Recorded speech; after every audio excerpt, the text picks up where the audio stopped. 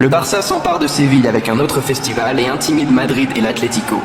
L'équipe de Flick a battu l'équipe andalouse et a profité du match nul du derby pour se placer à 1 point des rouges et blancs et à 2 points des blancs.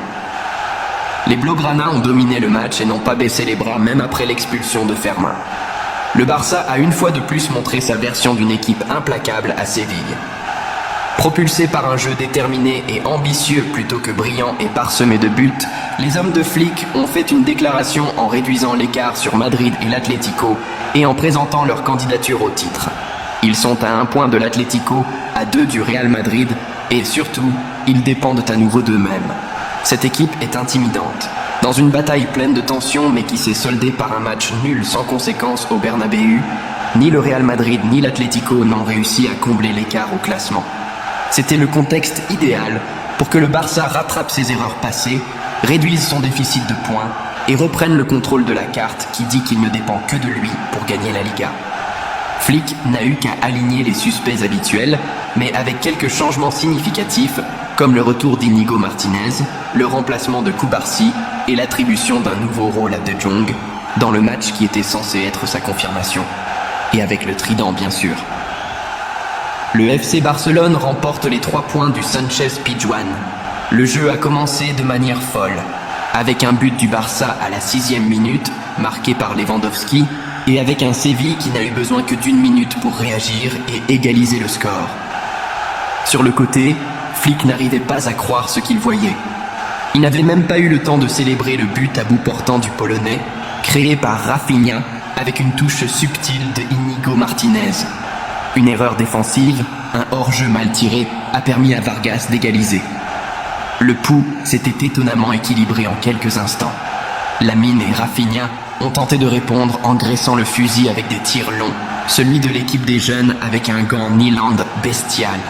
Et quand l'équipe bleue et rouge a tenté de recomposer sa figure en prenant possession du ballon, une nouvelle démonstration andalouse s'est terminée par un dégagement hâtif de Szczesny et avec Araujo allongé sur le gazon après un tacle de Saúl. Le joueur de Séville a été averti et le joueur de Barcelone a dû abandonner en raison d'une blessure à la cheville. Le Barça a contrôlé le ballon mais pas l'intensité du rival. Cela a suffi à donner à Séville le sentiment d'être candidat à la victoire, mais ils ont commis l'erreur de percer en défense. Et en attaque, les hommes de Flick savent ce qu'ils font. Les Blaugrana sont entrés dans la dernière ligne droite de la première mi-temps, avec tout en leur faveur, encore plus avec un public hostile, envers les leurs.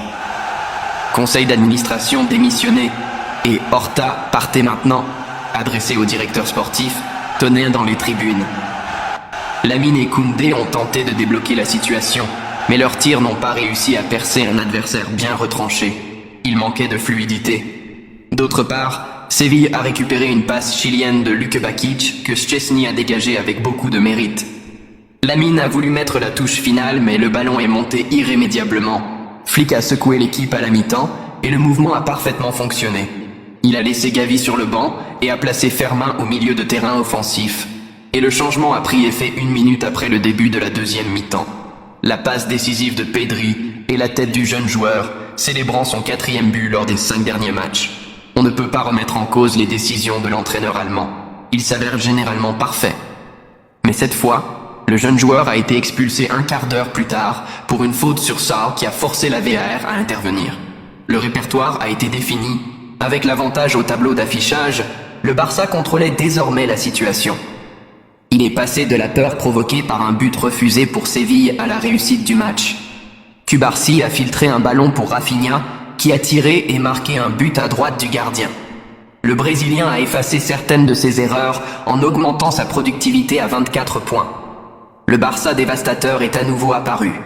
Le 1er au 3e a rendu justice.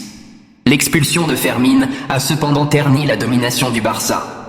Séville a cru au retour et à une demi-heure de la fin, ils ont pressé, mais sans grande conviction. Plutôt que de se concentrer sur l'attaque, la tâche était de contrôler le ballon le plus longtemps possible, d'où l'introduction d'Olmo, en défendant de manière ordonnée sans faire d'erreur et en attendant une opportunité. Et il l'a fait, sur un coup franc de Rafinha avec une tête d'Eric Garcia.